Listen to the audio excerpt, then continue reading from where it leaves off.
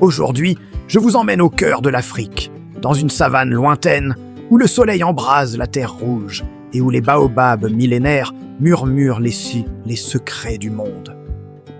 C'est ici, dans ce décor grandiose, que vivait un serpent. Un serpent long, puissant, dont la peau brillait sous les rayons ardents. Tous les animaux de la savane le respectaient pour sa force et sa ruse légendaire. Mais au fond de lui, ce serpent portait un fardeau secret, un venin plus corrosif que celui de ses crocs, la jalousie. Chaque matin, inlassablement, le même rituel se répétait. Le serpent levait la tête, ses yeux fixés sur le ciel infini. Et là-haut, il voyait l'aigle. L'aigle, maître des courants d'air, planait avec une grâce majestueuse, dominant la savane entière d'un simple battement d'ailes. Quand il passait, un silence respectueux s'installait.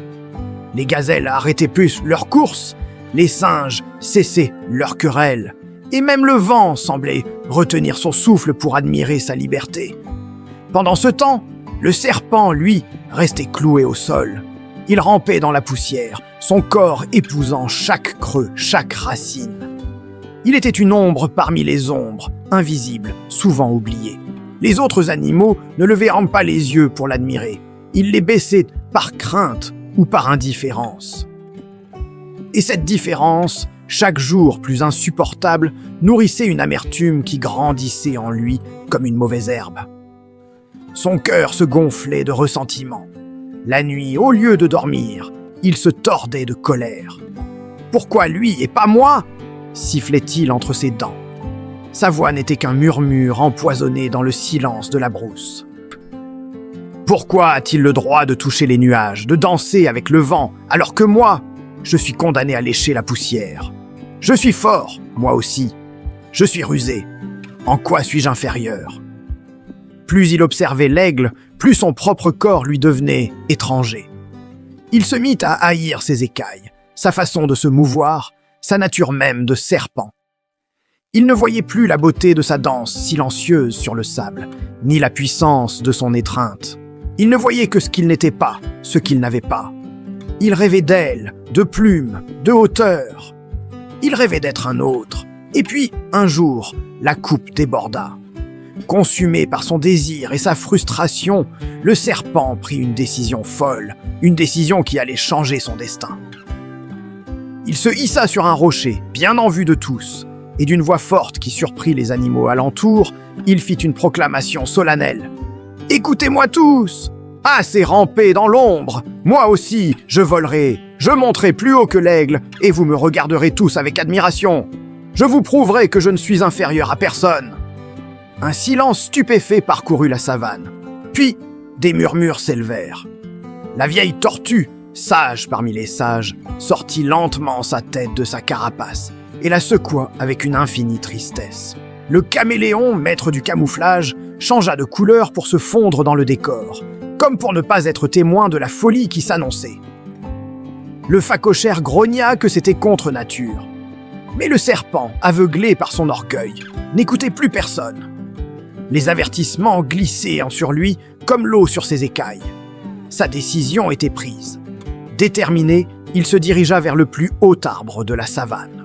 Un arbre ancestral, un géant dont les racines plongeaient jusqu'au cœur de la terre et dont la cime semblait vouloir percer le ciel. On disait que même le vent, ce voyageur éternel, lui parlait avec respect. L'ascension fut longue et pénible.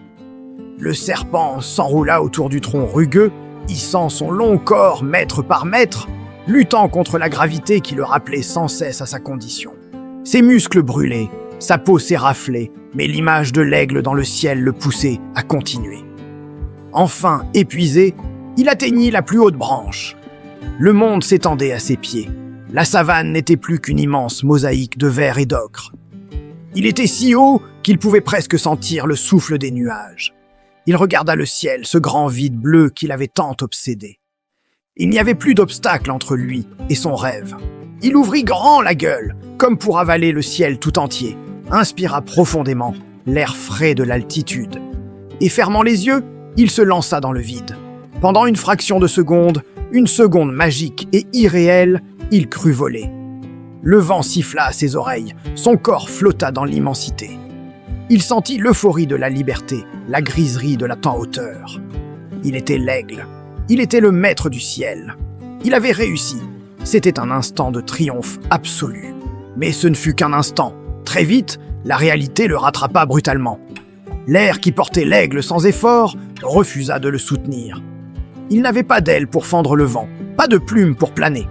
Son corps, si puissant sur la terre, n'était qu'un poids mort dans le ciel. La gravité, cette loi immuable, le saisit et l'attira inexorablement vers le bas. La chute fut terrible, vertigineuse. Le serpent tomba, tournoyant sur lui-même, impuissant. Le sol, qu'il avait tant méprisé, se rapprochait à une vitesse effrayante. L'impact fut d'une violence inouïe. Il s'écrasa lourdement sur la terre sèche, dans un bruit sourd qui résonna dans le silence de la savane. Sa fierté et son orgueil démesuré se brisèrent bien avant ses os.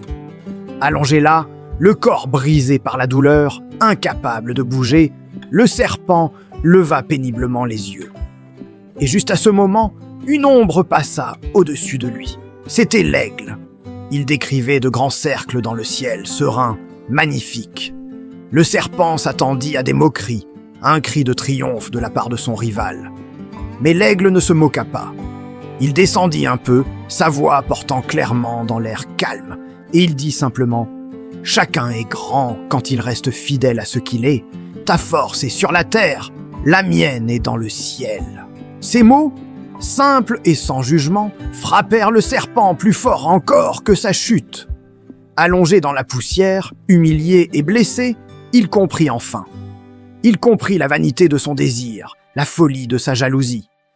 Il n'était pas né pour voler, et ce n'était pas une tare. Il était né pour ramper avec sagesse, pour sentir les vibrations de la terre, pour connaître chaque secret du sol, pour survivre là où même l'aigle, avec toute sa majesté, ne le pouvait pas. Sa grandeur n'était pas dans le ciel, mais sous ses pieds.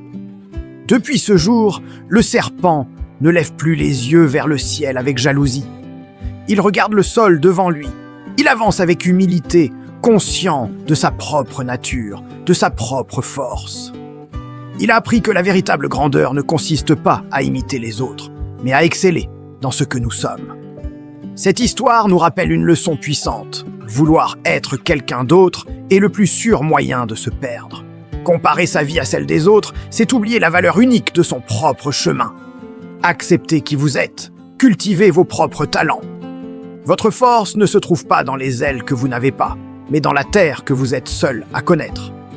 Merci d'avoir écouté. Si ce conte vous a parlé, n'hésitez pas à vous abonner pour découvrir d'autres sagesses du monde. À très bientôt.